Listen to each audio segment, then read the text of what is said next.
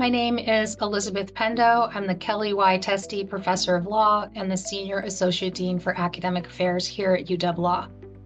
Can you give a brief overview of the Kennedy versus Braidwood Management, Inc. case?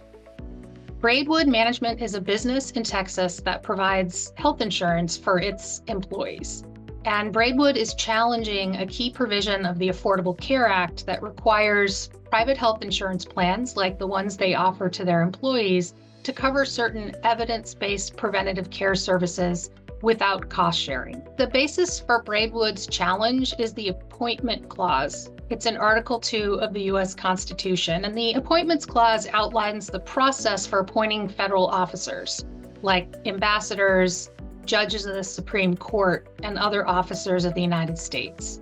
And there's two kinds: principal officers, which need to be confirmed by the Senate, and inferior officers, which do not need to be confirmed by the Senate.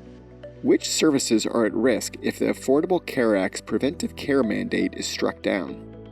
Preventive services that would be at risk are cancer screenings for lung cancer, colon cancer, breast cancer, cervical cancer, and others, medications that prevent the spread of HIV, and also childhood immunizations and other medications for children and infants.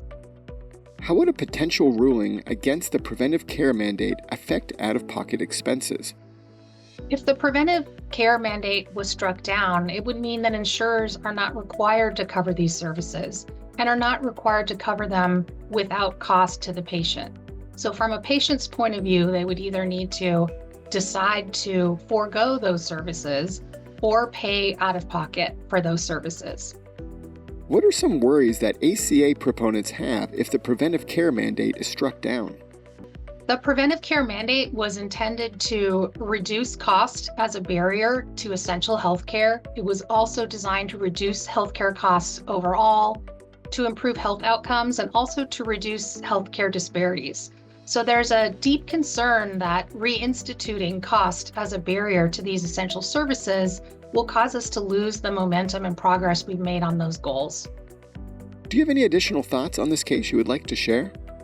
I think it's important to put this case in perspective. It's part of a long line of challenges to the Affordable Care Act, beginning almost the day it was passed and likely to continue.